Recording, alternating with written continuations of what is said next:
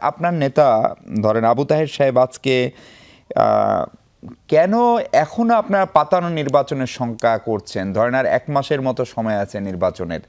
এই সরকারটা আপনাদের মানে বিদ্যমান যে রাজনৈতিক দলগুলো তাদের সবার মনোনীত এই সরকার, এবং এই সরকার নিজে সরাসরি কোনো নির্বাচন করছে না, কারণ সরকারের কোনো রাজনৈতিক দল নাই।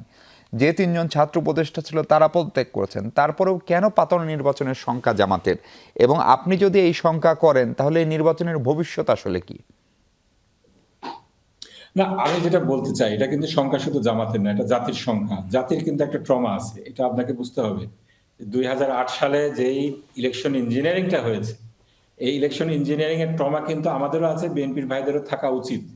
সেখানে আমরা দেখেছি যে এই আপনার আর্মি ব্যাক যে গভর্নমেন্টটা ছিল, তারা কিন্তু শেষ পর্যায়ে এসে ইলেকশন ইঞ্জিনিয়ারিং করে একটি দলের হাতে ক্ষমতা তুলে দিয়েছিল। সেই সময় যে সিমটম গুলা ছিল, যে সময় যারা মানে কুশীলব ছিল, সেই প্রথম আলো ডেইলি স্টার গোষ্ঠী থেকে শুরু করে তাদের আচার আচরণ এবং প্রশাসনকে যেভাবে ম্যানিপুলেট করার চেষ্টা করা হচ্ছে, তারেক জিয়া অবশ্যই তিনি একটি বৃহত্তর দলের লিডার, তাকে নিরাপত্তা আপনাকে দিতেই হবে।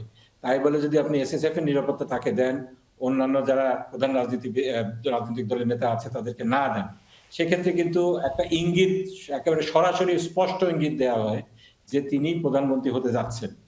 এই সব কারণে যেগুলো বললাম, জাতির ট্রমা 1/11-এর সময়, সেই সময়কার যারা কুশীলব ছিল তাদের অতি উৎসাহ এবং তাদের তৎপরতা, অপতৎপরতাই বলতে হবে, এর সাথে প্রশাসনকে যেভাবে ইঙ্গিত দেওয়া হচ্ছে, প্রশাসনকে যেভাবে চালিত করা হচ্ছে, প্রশাসনের বিভিন্ন জায়গায় যেভাবে লোক সেট করা হচ্ছে, ডিসিদের কথা যেটা বললাম আর কি, লটারি ছাড়াই, এই সমস্ত কারণে কিন্তু জনমনে একটা সংখ্যার সৃষ্টি হয়েছে।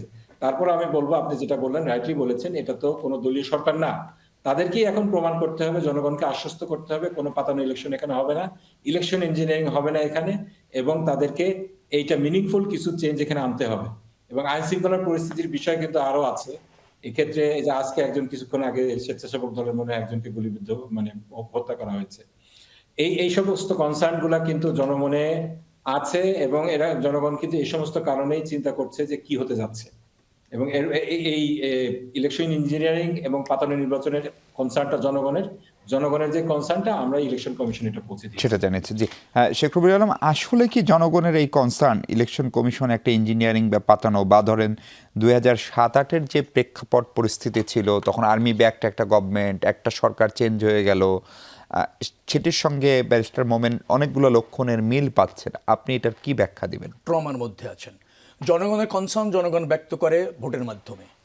জনগণ ভোট দিতে পারছে কিনা ভোটের দিন বোঝা যাবে। লেভেল প্লেইং ফিল্ড এখনো পর্যন্ত বিদ্যমান, কারণ সব রাজনৈতিক দল সমান সুযোগ পাচ্ছে, সব রাজনৈতিক প্রার্থী সমান সুযোগ পাচ্ছে, কর্মসূচিও সমানভাবে করছে, এখানে পক্ষপাতিত্ব দেখা যাচ্ছে না। এটা ঠিক আছে, আইন শৃঙ্খলা পরিস্থিতি নিয়ে সন্তোষ না, তো সন্তোষ না হলে তো সবাই সন্তোষ না, কারো পক্ষে তো না।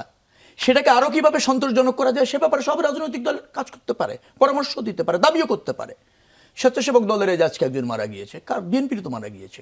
আপনি বলেন তো এই পর্যন্ত কয়জন জামাত ইসলামের মারা গিয়েছে, আর এই পর্যন্ত কয়জন বিএনপি নেতাকর্মীরা মারা গিয়েছে? বিএনপি নেতাকর্মীরা অনেক মারা গিয়েছে, এটা তো আপনি নিজেও জানেন যে মারা গিয়েছে। উত্তর মিরপুরে যুব দলের মারা গেল, স্বেচ্ছাসেবক চট্টগ্রামে মারা গেল, যাচ্ছে।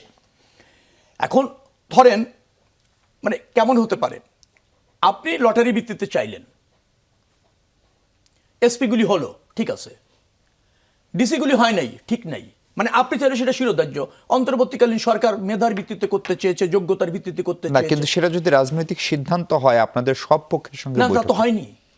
সব পক্ষ যদি সাথে এক সিদ্ধান্ত হয়, তাহলে অন্তর্বর্তীকালীন সেটা সরকার অগ্রাহ্য করে কি করে? অন্তর্বর্তীকালীন সরকার ওনাদের দাবি ছিল, তো ওনার দাবিতে এসপি ঠিক হয়েছে, এখানে এসপি নিয়ে সমস্যা না। তা আইন শৃঙ্খলা রক্ষাকারী বাহিনীর জেলা পর্যায়ে দেখেন তো এসপি। আচ্ছা, ডিসি সাহেব যেগুলি আছেন উনি বলছেন লটারি ভিত্তিতে হয় নাই, ওটা অন্তর্বর্তীকালীন সরকার মনে করি নাই। এখন আপনি যেটা চাইবেন সেটা আপনার মতো হলে সরকার নিরপেক্ষ আছে। এখন অন্তর্বর্তীকালীন সরকার ডিসিদেরকে লটারি ভিত্তিতে করে নিবি দেয়, ডিসিরা বিএনপির, এটা কি কোনো যুক্তি হতে পারে? এটা কোনো দাবি হতে পারে? এটা তো অন্তর্বর্তীকালীন সরকারের সিদ্ধান্ত। কিন্তু রবি ভাই, মানে উনি যা বলছেন তার বাইরে গিয়ে ধরেন আমি যেটা বুঝি বা আমরা যেটা দেখছি, ধরেন সব সম্পাদক, সব ব্যবসায়ী গোষ্ঠী সবাই গিয়ে যেভাবে তারেক রহমান সাহেবের সঙ্গে দেখা করছেন এবং যে টোনে কথা বলছেন, সেই টোনটাও কি আপনার কাছে খুব স্বাভাবিক মনে হয়? না, স্বাভাবিক মনে হবে না, এটা তো অর্জন। আপনি যদি আপনার নেতৃত্ব, দেশের জন্য আপনার করণীয়, জনগণকে যদি আপনার প্রতি আস্থা তৈরি করতে পারেন, নেতৃত্ব দিয়ে স্যাক্রিফাইস করে, ঝুঁকি নিয়ে, পরীক্ষার মাধ্যমে, মানুষ তো করবে। রাজনীতি তো তাই। কিন্তু সেটা কি নির্বাচনে প্রভাব ফেলছে? এখন আমি একজন নেতা, আপনি আমার সাথে যাচ্ছেন সৌজন্য দেখা করতে, তাহলে আমি দেখা করা বন্ধ করে দেবো? দীর্ঘদিনে তার অনুপস্থিতি আছে, তার সাথে সৌজন্য বিনিময় করতে চায়, কেউ হয়তো পরামর্শ দিতে চায়, কেউ হয়তো তাদের রাষ্ট্রের জন্য কি করণীয় আছে, কোনো পরামর্শ আছে, এটা দিতে চায়। এটা তো দোষের কিছু না। সেটা নির্বাচনে প্রভাব পড়ছে কিনা, জনগণের উপর ধরেন পক্ষপাতিত্ব ভাবে চাপ হচ্ছে কিনা, অথবা সমর্থন চাওয়া হচ্ছে কিনা। আপনি রাজনীতি করেন একটি বড় দলের, বারবার রাষ্ট্র ব্যবস্থাপনায় ছিলেন, বিভিন্ন গোষ্ঠীর সাথে আপনার একটা মানে সৌহার্দ্যপূর্ণ সম্পর্ক থাকবে, সাক্ষাৎ থাকবে, সেটাতে আরেকজনের গোত্র দেওয়া হবে কেন? একই অবস্থা তো জামাত ইসলামের আমিরের কাছে হয়নি। ব্যবসায়ীরা জামাত ইসলামের আমিরের বাসায় যায়নি, ইউরোপিয়ান জামাত ইসলামের আমিরের বাসায় যায়নি, অন্য স্টেক হোল্ডাররা জামাত ইসলামের আমিরের বাসায় যায়নি। গিয়েছে তো, দেখেননি? গিয়েছে জামাত ইসলামের আমির যখন অসুস্থ ছিলেন, আমরা কি আপত্তি করেছি? আমরা কি বলেছি যে রাজনৈতিক মানে প্রশাসন এবং সবকিছু জামাতের দিকে ঝুঁকে গেছে? বলছি আমরা, কারণ আমরা জনগণের উপর আস্থা রাখি। আমরা তো তা বলিনি। আপনারা কেন বলছেন? একটাই কারণ, কারণ সব জায়গায় বিএনপি দেখছেন। আমি আবারও বলতে চাই, আমরা এখনো মনে করি জামাত ইসলাম, এনসিপি সহ যারা আছে, তারা একটা প্রতিযোগিতাপূর্ণ রাজনীতি এবং প্রতিযোগিতাপূর্ণ নির্বাচনের মধ্যে থাকবে। মনে রাখা দরকার যে জিনিস যেটা বলছেন, তো এটা তো এক ধরনের সংখ্যা, এই সংখ্যার মধ্যে থেকে রাজনীতি হবে না। জি, রবি ভাই। আস্থার জায়গা থেকে রাজনীতি হতে হবে, জনগণের উপর আস্থা।